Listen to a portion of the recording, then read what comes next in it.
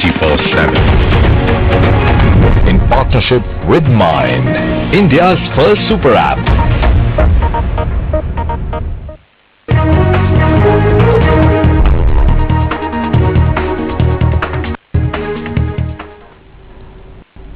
Good evening, you're watching NDTV 24/7. I'm Rishika Barua. The big story we're tracking at this hour is the major fire that has been reported at a multi-speciality hospital in Jabalpur in Madhya Pradesh. Now, what we were learning initially is that 4 people have died, but that count has now risen to 8 people confirmed dead in this massive fire. Those are pictures I'd just like to apprise our viewers, which are slightly deferred. So those are pictures from a short while ago. The fire, we're now learning, has been brought under control. This fire took place at the New Life Multi-Speciality Hospital in Jabalpur. What we're also learning is that the major fire actually began at the ICU of the hospital. And what we're learning now is that 8 people have died in this fire. My colleague Anurag Dwari will be with us in just a bit.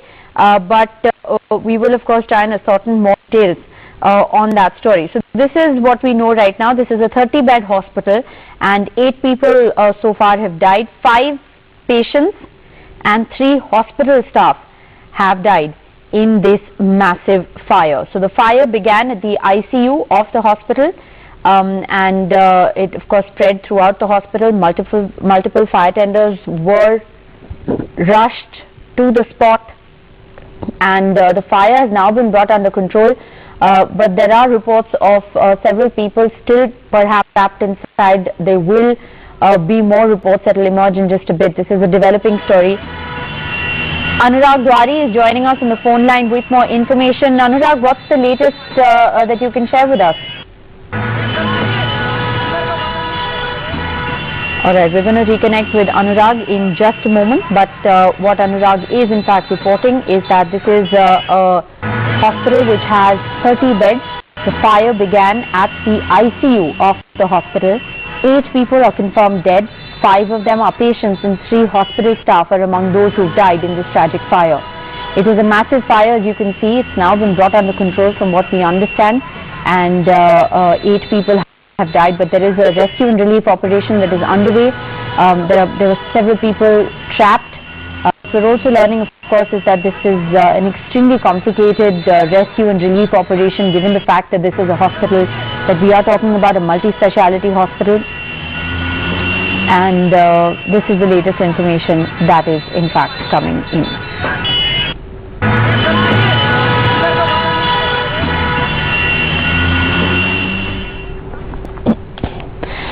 Alright, well, moving on to the other big story we're tracking. Sanjay Raut has been sent to 4 days enforcement directorate custody. He will remain in ED custody till the 4th of August. This after Sanjay Raut was arrested at midnight in an alleged land scam case.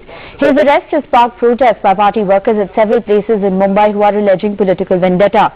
The arrest memo says that Sanjay Raut has been found guilty of charges under PMLA. This is what the arrest warrant says. It remains to be seen whether the charges that have been levelled against him stand the test of legal scrutiny. Sanjay Raut was questioned for over 6 hours, after which he was arrested by the ED at midnight. He was sent for a medical examination this afternoon, following which he was produced in the Enforcement Directorate Court. There was, of course, arguments that were put forth by both sides, with the ED presenting its case as well as Sanjay Raut's lawyers presenting their case, after which Sanjay Raut has now been sent into 4 days ED custody. This is the latest information that we have in fact on this story. Let's just break down for our viewers what the Enforcement Directorate has claimed and what the ED said in court. They have accused Sanjay Raut in a 1,000 crore scam in Patra Chaul redevelopment project. Sanjay Raut has refuted these allegations and says that he is not linked to the scam. He swears by Balasaheb Thackeray. The Enforcement Directorate has accused Sanjay Raut and his family of being beneficiaries of this scam. Sanjay Raut says this is nothing but lies. The Enforcement Directorate has also said that the property was purchased in Alibag using the tainted money. This is the big allegation that the ED has made. Sanjay Raut has said that this is all an act of political vendetta. The Enforcement Directorate has further gone on to accuse him of being working with Praveen Rawat, who was the front man of Sanjay Raut, So Praveen Raut is one of the people who has been accused as well. Sanjay Raut once again has deemed all of this a conspiracy to finish his political career. The Enforcement Directorate has said that Sanjay Raut was summoned thrice. He only appeared once. Sanjay Raut, of course, has said that he was busy two of those appearances, and during two of those appearances that he was asked for and therefore couldn't appear at that time. His lawyers once again reiterating that all of his freedoms have been taken away since Sunday morning.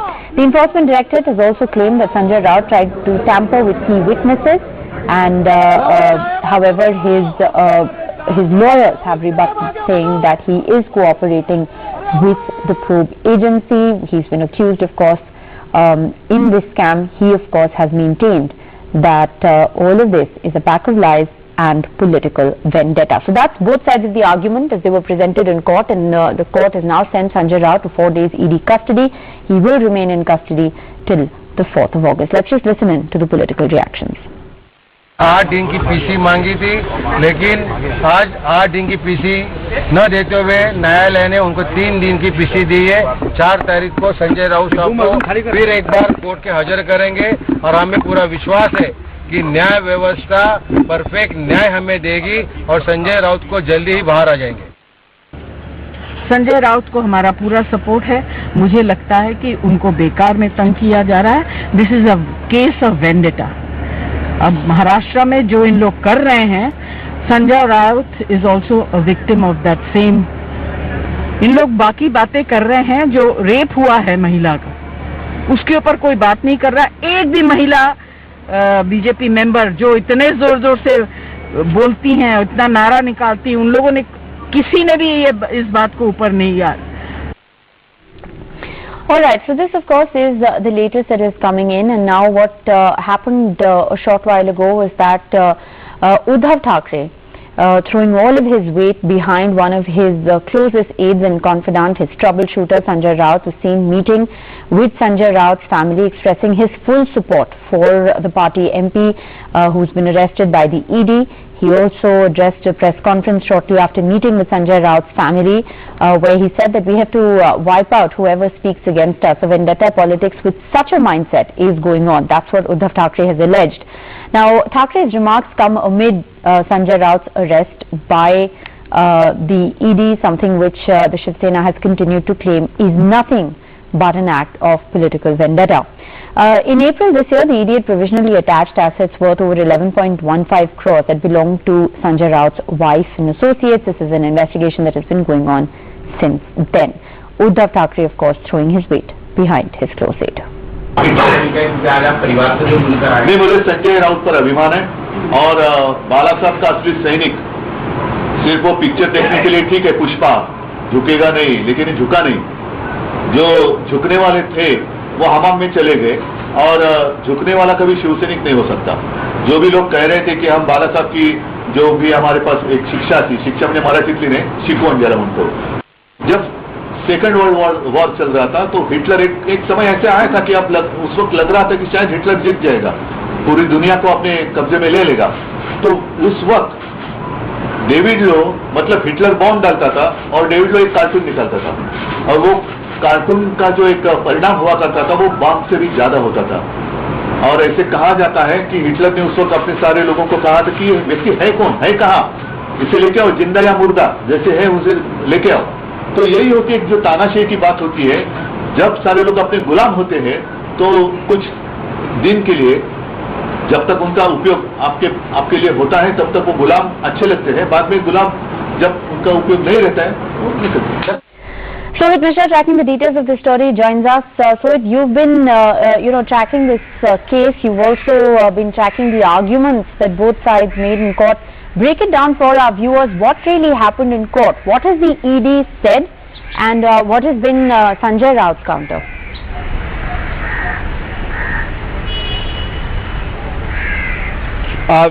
First if we talk about EDs, what were their arguments in the court, the first and the foremost and the most important thing is that ED is saying that Praveen Raut. Now, who is Praveen Raut? Let's first tell our viewers that.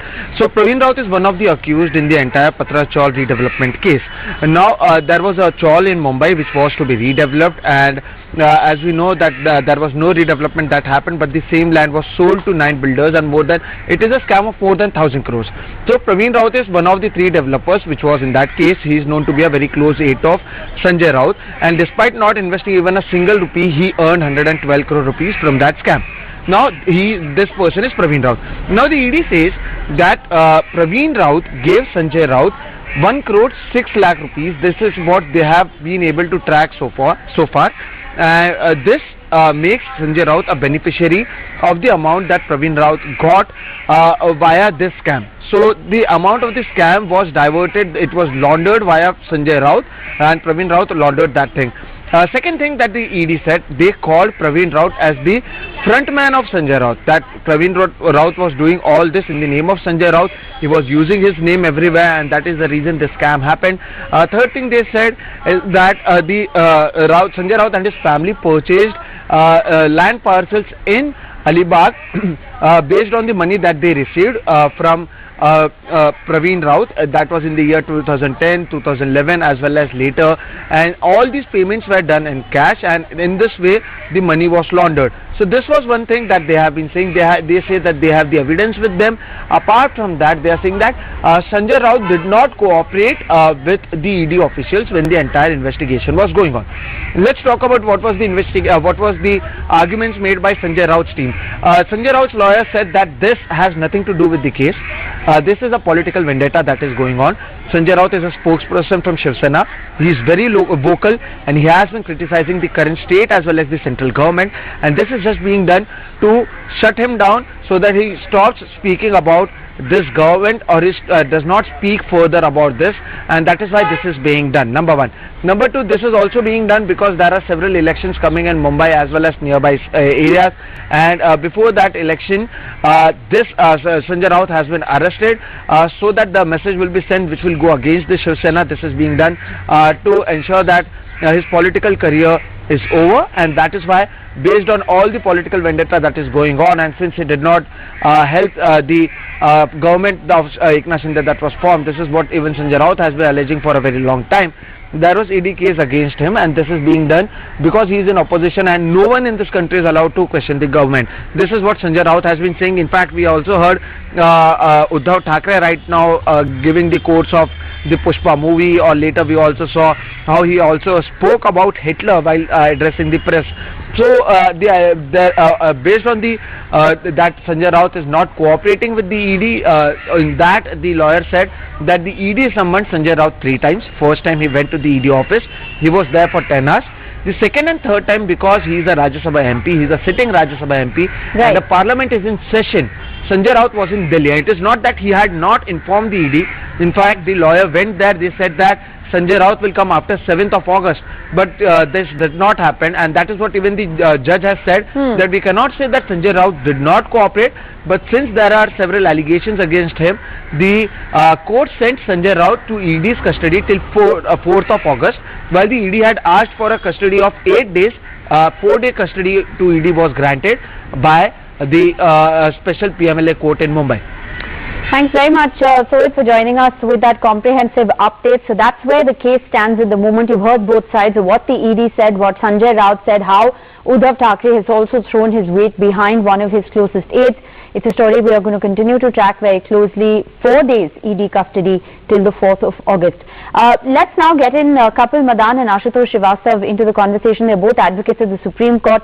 I want to begin by asking you, Kapil Madan, we've tried to piece together what happened in court and sort of understand what the ED is saying here and what really has been Sanjay Raut's counter. But what so far it does appear that Sanjay Raut has come forth and denied all of the charges against him, saying none of this is true and all of this is nothing but an act of political vendetta against him. Well, Rishika ji, I would, we need to see what is happening in Maharashtra in the backdrop of what recently happened in Maharashtra. We saw how the government was toppled, and the timing shows that ED might have played a crucial role pressurizing the MLAs, elected MLAs, who perhaps jumped the ship because of the pressure of the ED. And now I would like to make a legal point here. Now, why do you want to arrest someone? You want to arrest someone only if in a situation you want to take out some information which is in the exclusive domain or in the exclusive knowledge of the person who has been arrested. Right. That is point number one. Second is to ensure that the person does not commit any kind of act that will derail the investigation or that will defeat the purpose of investigation or will tamper with the crucial evidences or to influence any of the material witness. Now, in this, what happens in a financial crime? In a financial crime, most of your evidence is already available in the documentary form, because actually it is an act wherein you show tainted money as untainted money, and right. bank channels and transfer of money is involved in that. So when you have everything available in the as a documentary proof, then technically in those kind of cases, custody is not required. Okay. Now, so you're saying that custody in a case like this is unwarranted. Is that the argument that you're making? All I'm trying to say here is that it is an admitted fact that Mr. Sanjay Raut had visited the ED office and he had joined the interrogation for a longer period of time. And if you notice that he was not answering truthfully, or if there is any contradictory material available with the investigating agencies, you will exercise power of arrest at that point in time. Okay. You will not the wait. ED, however, has said that he didn't appear for 2 of the summons. That is But one of the things that the ED has argued in court. He has also appeared. In fact, I mean, I would like to reserve my comment, because what usually happens is that when you have been summoned to appear before the ED, you have to, if you are not appearing, you have to give reasons for your non-appearance. Sure. And if you are not giving reasons for non-appearance, that's all the more reason for the ED to arrest the individual when the summons were not complied. So you're essentially making the same argument, because you began by saying that all of this needs to be looked at in the larger political context, and therefore this arrest also needs to be looked at in that larger political context. Aashutoshsrivastava, do you want to respond to that? I mean, with everything that's happening in Maharashtra, it's a chronology samajhiye argument that Kapil Madan has essentially made. Yes. See, first of all, the custody what ED has taken has been confirmed by the trial court where the matter is pending. Now the trial court, the ED special court, after looking at the prima facie evidences and everything, has extended the custody for 3-4 more days for conducting of the investigation in this matter. So it is not that the ED has utilized its power, by its own. It is as per the law, as per Criminal Procedure Code, a person who is arrested is supposed to be produced before the concerned court, and then the concerned court, after looking at whatever the documents are there, prima facie documents are there, will decide whether the custody of that accused should be extended, not extended, for how many days it should be extended. So it is not that the ED has the the arrest warrant copy though, the arrest warrant copy though, the ED very clearly says that he's been found guilty of charges under PMLA. Now, who has pronounced him guilty? Is that the language that is generally used? See, that is something. See, the investigation has not started now. If you see, the FIR was registered years back by the MADA itself. Now, MADA is Maharashtra Housing Development and Area Development Authority. It is a government authority, and this authority had filed a FIR that time against this builder called Guru Ashish Constructions Private Limited. And this builder was given the contract by MADA to construct some 672 flats for the tenants, and rest of the constructed flats were supposed to be sold in the open market. But after 14 years, when no flats were constructed, and these 672 tenants who lost their place where they were staying earlier, they were even not paid the rentals. And then the preliminary inquiry suggested that this particular builder had sold the FSI of the entire area to some 9 other builders for an amount of rupees 900 some crores. Right. And also had constructed another project and took 130. No, those are all allegations. Those are all Absolutely. allegations in the public domain that have been No, reported. so obviously, yes. So after that, the investigation, when it started with economic offence wing, EOW Mumbai, then they came to know that there are certain transactions which should be also verified by the Enforcement Directorate. And then this is how the Enforcement Directorate came into picture. Okay. Now, after taking the statements of many other accused in the matter, like Praveen Raut and all, who were the directors of that construction company, I mean, then the thread went to some other people. So you're saying that his arrest is justified and him being sent into custody for further questioning is also justified. Do I understand you correctly, sir? No, I am saying that the court is there to look after. There is supervision of the court to look after whether the arrest is right or wrong. Okay. Now, I am not saying maybe after 3-4 days when the court feels that there is nothing against him, it can give the magistrate custody and then he can apply for bail. And I think even when he was getting summons, that time also he had the legal remedies to approach the appropriate court, maybe for anticipatory bail, or maybe for filing for the quashing petition before the High Court and taking some relief. I have no idea whether... But I just want to understand from you once again the question that I asked in the beginning, and I'll come to you, Kapil Madan, in just a moment. But Aashutoshsrivastava, this language that has been used in the arrest memo, what do you make of it? I'll skip the technicalities, but it basically says that Sanjay Rajaram Raut has been guilty of an offence punishable under provisions of PMLA. See, I can only say that whoever investigating agency, they write or they submit report, obviously there has to be some kind of seriousness and, some ethics have to be applied by them. And if they have written like that, I don't know what kind of concrete evidences they have to make a statement like that. Well, we won't know that either because it doesn't say anything beyond that. Yes, but the court will look after that. I'm sure about it. So Rishika ji, I think, I would like to say in no uncertain terms here on the language that has been used in the arrest memo, that these officers should be sent back to the training school. I'll tell you the reason why.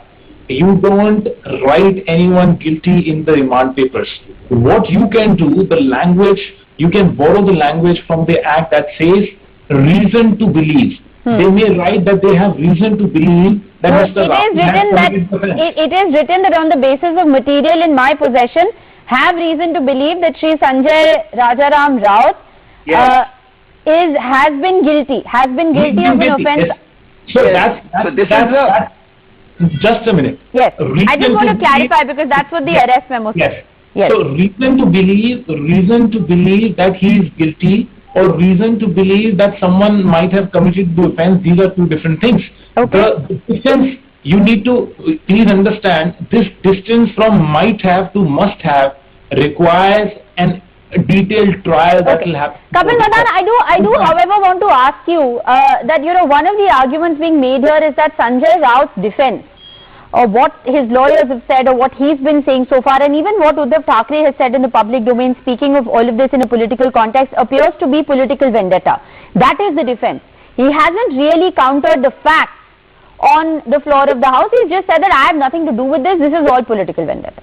Now let me give you a legal answer to that. Yes. Now you may recall recently the Supreme Court has said that they will not give these ED officers will not give copy of the ECIR to the individual who has been arrested.